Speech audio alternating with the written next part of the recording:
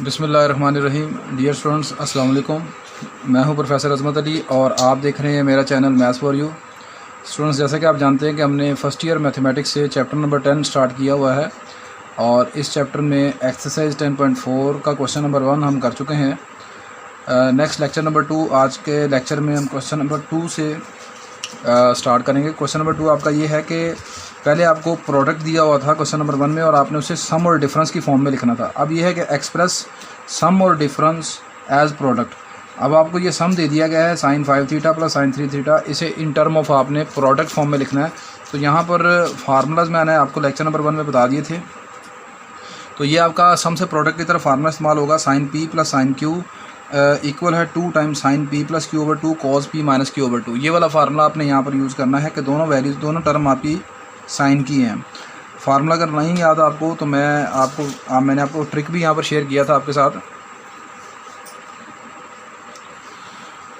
वो ट्रिक ये था कि यहाँ पर देखें, ये दोनों साइन है तो दूसरी तरफ जो प्रोडक्ट आएगा वो प्रोडक्ट होगा डिफरेंट वैल्यूज़ का, यानी या तो साइन कोज होगा या कोज साइन होगा आपके पास।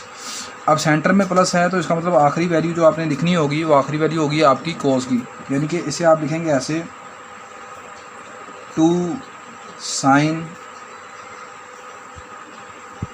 कोज और यहाँ पर ये एंगल आपका। अच्छा, अब यहाँ पर एक मरतबा आप दोनों एंगल को प्लस करेंगे और साथ यहाँ पर 2 पर इसे डिवाइड भी करना है इस मरतबा आपने, और एक मरतबा आप इन दोनों को कर देंगे माइनस और साथ आप इसे 2 पर डिवाइड भी करेंगे। तो ये आपके पास आ जाएगा जनाब 2 साइन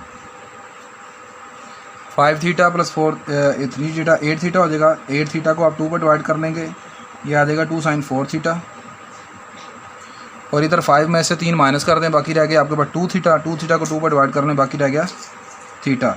तो ये इसका आंसर आ जाएगा आपके पास।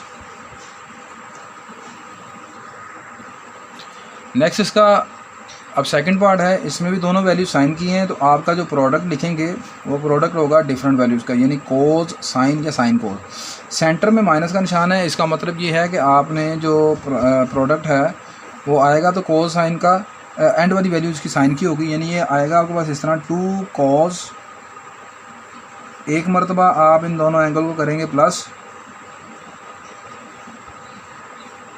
और अब आएगा साइन। जब दोनों वैल्यूज़ यहाँ पर देखें आपकी साइन की होंगी, यहाँ पर दोनों वैल्यूज, ये भी साइन 8 थीटा, ये साइन 4 थीटा, तो आपका जो प्रोडक्ट है वो डिफरेंट वैल्यूज़ का आएगा। तो एक वैल्यू आ गई कोज और दूसरी वैल्यू आएगी साइन की। सेंटर में माइनस होने की वजह से आखिरी वैल्यू साइन की आएगी, और इसको कर देंगे आप इसमें माइनस डिवाइडेड बाई 2। ये आ जाएगा जी 2 कोस 8 प्लस 4 हो गया आपका 12 थीटा ओवर 2, और ये आपके पास आ गया जनाब 8 माइनस 4 हो गया 4 थीटा ओवर 2। ये 12 को 2 पर आप डिवाइड कर लेंगे, रह जाएगा 6 थीटा, और ये आपके पास आ गया जनाब 2 थीटा। तो ये आपका आंसर है जी इसमें। नेक्स्ट देखें थर्ड पार्ट की तरफ।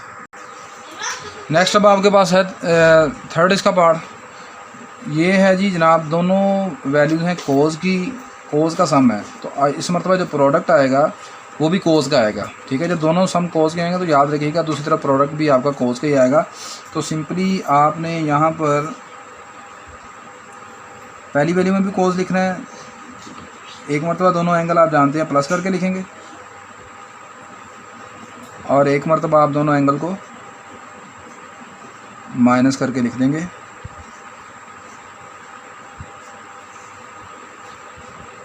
तो ये आ जाएगा जी 2 कॉस 6 प्लस 3 9 थीटा ओवर 2,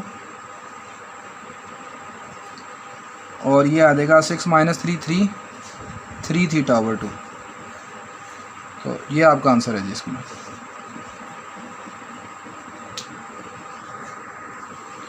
अच्छा जी, अब आपके पास ये दोनों वैल्यूज़ फिर कॉस की हैं, लेकिन सेंटर में है आपके पास माइनस। दोनों मैंने बताया कि जब आपके पास दोनों वैल्यूज़ इधर सम या डिफरेंस कोज का हो तो प्रोडक्ट आपका सेम वैल्यूज़ का आता है। यानी अगर तो दोनों देखें जी कोज जमा कोज है ना, तो फिर तो मैंने अभी आपने लास्ट क्वेश्चन में देखा कि वो प्रोडक्ट कोज का है। अभी कोज माइनस कोज है, तो यहाँ पर आएगा प्रोडक्ट आएगा साइन का, यानी यहाँ पर फार्मूला इस्तेमाल होगा -2 साइन एक मरतबा आप दोनों एंगल कर देंगे प्लस और एक मरतबा आप दोनों एंगल कर देंगे माइनस। ये फार्मूला तो बस आपको याद होने चाहिए। -2 साइन ये आ जाएगा 8 थीटा ओवर 2, ये आ जाएगा 6 थीटा ओवर 2। 8 ओवर 2 करेंगे तो ये रह जाएगा आपके पास 2 साइन 4 थीटा और ये आ जाएगा आपके पास 3 थीटा। ये आपका आंसर आ जाएगा। क्वेश्चन सिमिलरली आपके तीसरे पार्ट की तरह फिर यहाँ पर कोस प्लस कोस है तो प्रोडक्ट आपके पास आएगा दोनों कोस की फॉर्म में। ये आ जाएगा 2 टाइम कॉस, दोनों एंगल को प्लस कर लें। अब यहाँ पर ऐसा करें कि पहला बड़ा एंगल 48 है तो आप लिखें 48 + 12 डिग्री ओवर 2 और फिर आप लिखें कोस 48 - 12 डिग्री ओवर 2। सेंटर में प्लस है इसलिए आप चाहें तो कोस 48 को पहले लिख लें, कोस 12 को बाद में लिखें, फिर ये वाला फार्मूला अप्लाई कर दें। 2 कोस 48 + 12 हो गया 60 ओवर 2। ये आपके पास रह गया 48 - 12 36 डिग्री ओवर 2। ये आ गया 2 कोस 60 ओवर 2 आपके पास क्या आ जाएगा 30 डिग्री। ये आपके पास आ गया कोस 36 ओवर 2 18 डिग्री। कोस 30 की यहाँ पर वैल्यू अगर आपने लगानी है तो लगा दें, अदरवाइज़ आंसर यही है। अगर आप यहाँ पर इसकी वैल्यू लगा देते हैं तो 2 कोस 30 होता है √3 ओवर 2 इंटू कोस 18। अब इसके बाद ये 2 इस 2 से कैंसिल हो गया तो फाइनल आंसर इसका आ जाएगा √3 कोस 18 डिग्री।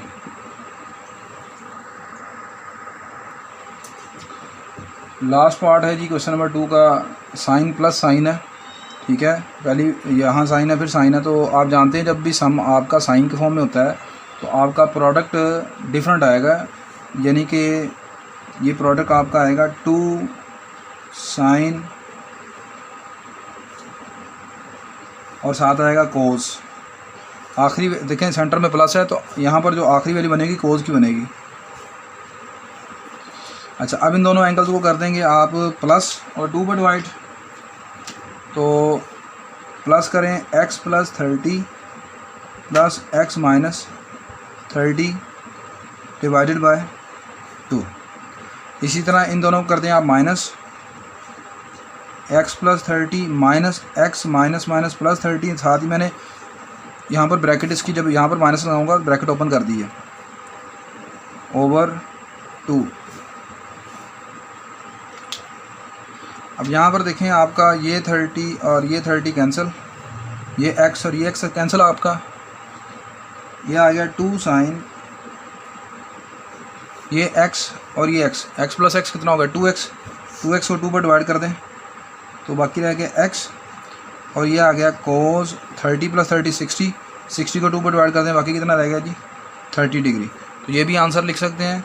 और अगर आपने इसमें कोस 30 की वैल्यू लगानी है तो वो वैल्यू भी लगा सकते हैं। कोस 30 की वैल्यू √3/2 आ गई।